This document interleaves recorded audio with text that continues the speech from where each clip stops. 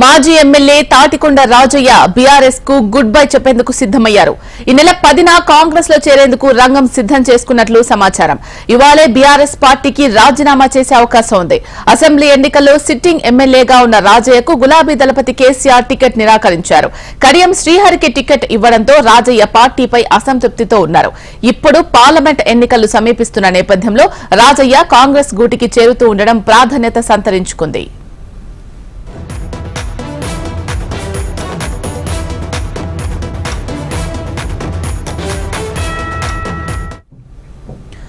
మాజీ MLA Tatikonda Rajaiah BRS కు good bye చెప్పేందుకు సిద్దమయ్యారు. ఈ నెల 10న కాంగ్రెస్ లో చేరేందుకు రంగం సిద్దం చేసుకున్నట్లు తెలుస్తోంది. ఇక దీనికి సంబంధించి మరిన్ని అప్డేట్స్ మా ప్రతినిధి రంగనాథ్ అందిస్తారు. రంగనాథ్, చెప్పండి, రాజయ్య పార్టీ అధిష్టానం సూచనల మేరకే పనిచేస్తాను అని చెప్పిన వ్యక్తి ఇప్పుడు సడన్ గా కాంగ్రెస్ లో చేరబోతున్నట్టుగా తెలుస్తోంది. నిజమెంత? స్టేషన్ గన్పూర్ మాజీ ఎమ్మెల్యే తాటికొండ రాజయ్య ఒక నిర్ణయానికి అయితే వచ్చారు.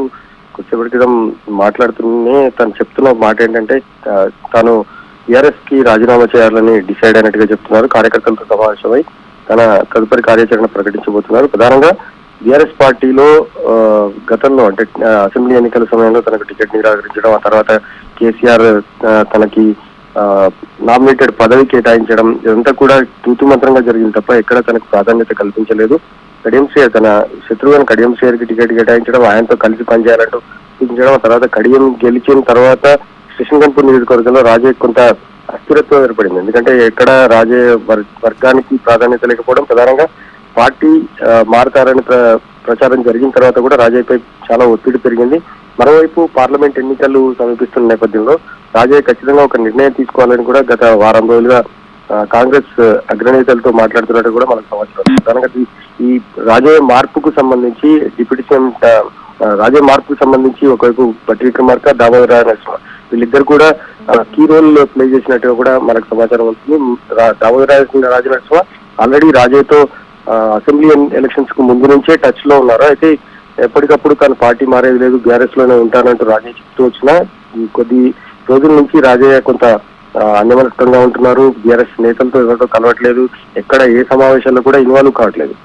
గత కొన్ని రోజులుగా పార్టీ మారుతారని ప్రచారం జరిగిన ఈ విషయాన్ని ఇవాళ రాజయ్య ధృవీకరిస్తున్నారు. తను బీఆర్ఎస్ కి రాజీనామా చేసి కాంగ్రెస్ లో చేరడానికి డిసైడ్ అయినట్టు కూడా చెప్తున్నారు. అయితే బీఆర్ఎస్ కి రాజీనామా ఇంకా చేయలేదు. ఇవాళ ఆ రాజీనామాకు సంబంధించి ఒక నిర్ణయానికి వచ్చి ఆ రాజీనామా లేఖనే బీఆర్ఎస్ వ్యవస్థాపక అధ్యక్షుడు, బీఆర్ఎస్ కార్యనిర్వాహక అధ్యక్షుడు కేటీఆర్ కి అందజేస్తానని కూడా చెప్తున్నారు. అంతేకాకుండా ఈ నెల 10న రాజయ్య కాంగ్రెస్ లో చేరే అవకాశం కూడా ఉంది. దీనికి సంబంధించి పూర్తిగా కార్యకర్తలను సమాయత్తపరుస్తున్నారు. కార్యకర్తలు సమావేశమై భవిష్యత్ కార్యాచరణ కూడా ప్రకటించబోతున్నారు. పార్లమెంట్ ఎలక్షన్స్ నేపథ్యంలో రాజయ్య పార్టీ మారడం అనేది చాలా బీఆర్ఎస్ కు పెద్ద షాక్ అని చెప్పాలి, కాంగ్రెస్ కు అసెట్ గా కూడా చెప్పాలి. ఎందుకంటే కాంగ్రెస్ పార్టీ ఇప్పుడు వరంగల్ కు సంబంధించి ఎంపీ టికెట్ ఎవరికి ఇవ్వాలనే ఒక చర్చ జరుగుతున్న నేపథ్యంలో రాజయ్య ఇప్పుడు పార్టీ మారడం, ఆ తర్వాత టికెట్ రేస్ లో కూడా రాజయ్య ఉండే అవకాశం కూడా ఉంటుందన్న ఒక చర్చ కూడా జరుగుతుంది. ప్రస్తుతం రాజయ్య ఇవాళ బీఆర్ఎస్ పార్టీకి రాజీనామా చేసి ఆ తర్వాత కాంగ్రెస్ లో చేరడానికి ఒక ముహూర్తం కూడా నిర్ణయించుకుంటారు.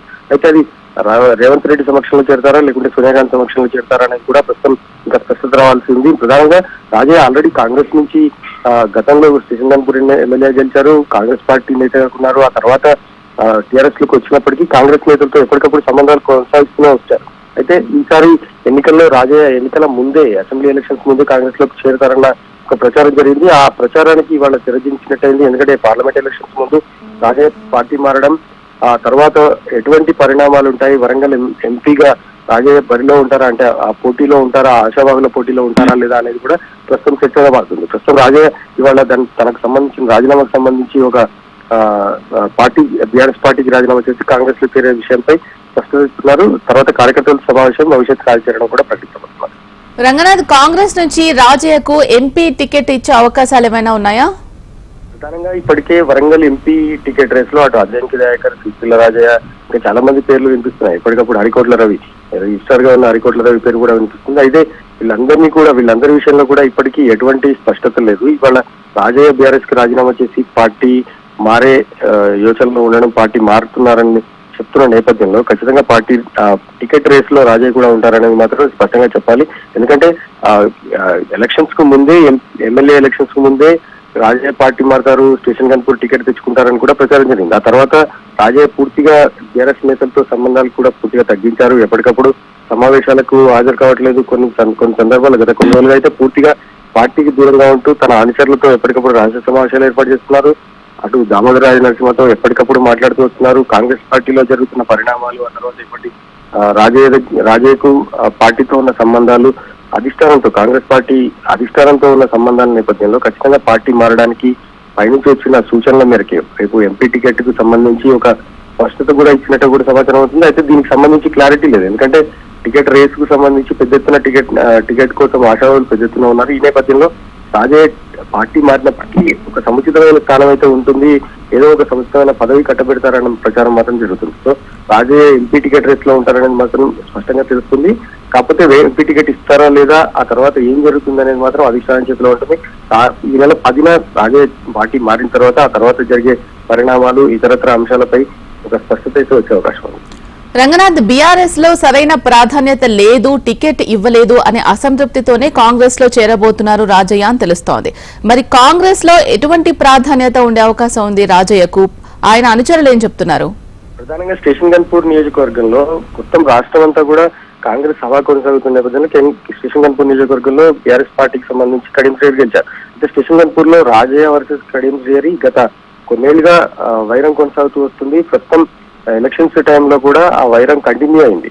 సో కడియం శ్రేయర్ గెలిచిన తర్వాత రాజయ్య వర్గానికి పూర్తిగా రాజయ్య వర్గం తొక్కివేయబడిందని చెప్పాలి. రాజయ్య అనుచరులంతా కూడా పూర్తి అసంతృప్తితో ఉన్నారు. ఈ పార్టీలో ఉండొద్దు అంటూ అసెంబ్లీ ఎలక్షన్స్ ముందు చెప్పినప్పటికీ రాజయ్య తనకు ఎప్పటికైనా తనకు ఒక అవకాశం ఉంటుంది, పార్టీ గెలిచే అవకాశం ఉంటుందన్న ఒక నమ్మకంతో ముందుకు సాగారు. అయితే అసెంబ్లీ ఎలక్షన్స్ తర్వాత రాష్ట్రంలో చోటు చేసుకున్న పరిణామాలు, ఆ తర్వాత నియోజకవర్గంలో తన అనుచరుల నుంచి వస్తున్న ఒత్తిడి మేరకు రాజయ్య ఖచ్చితంగా పార్టీ మారడానికి డిసైడ్ అయ్యారు. ఆ తర్వాత తనకు కాంగ్రెస్ లో ఉన్న రిలేషన్స్ తో కంటిన్యూగా ఎప్పటికప్పుడు మాట్లాడుతూ వచ్చారు. అయితే పార్టీలో తనకు ఎటువంటి ప్రాధాన్యత లభిస్తుంది, తనకు ఏ హామీ లభిస్తుంది అనేది మాత్రం ఇప్పటికిప్పుడు రాజయ్య చెప్పలేకపోతున్నారు. ఎంపీ రేస్ లో ఉంటారు, ఎంపీ టికెట్ రేస్ లో ఉంటారు. అంతేకాకుండా పార్టీలో తనకైతే ఒక నామినేటెడ్ పోస్ట్ అయితే వచ్చే అవకాశం ఉంది. ఒకవేళ ఎంపీ టికెట్ ఇవ్వకపోతే నామినేటెడ్ పోస్ట్ అయినా ఖచ్చితంగా వస్తుందని ఆఫ్ ది రికార్డ్ గా చెప్తున్న పరిస్థితి. ప్రస్తుతం అటు రాజయ్య ఎప్పటికప్పుడు దామోదర రాజ నరసింహతో ఎప్పటికప్పుడు సంబంధాలు కంటిన్యూ చేస్తున్నారు. మరోవైపు అధిష్టానంతో కూడా ఎప్పటికప్పుడు మాట్లాడుతూ వస్తున్నారు. సో రాజయ్య కాంగ్రెస్ పార్టీలోకి వెళ్ళిన తర్వాత ఆయనకైతే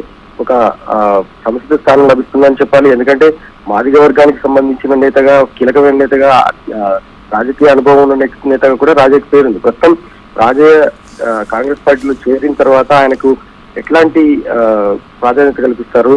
ఎంపీ టికెట్ రేస్ లో రాజయ్యకు రైట్. Thank you Ranganath.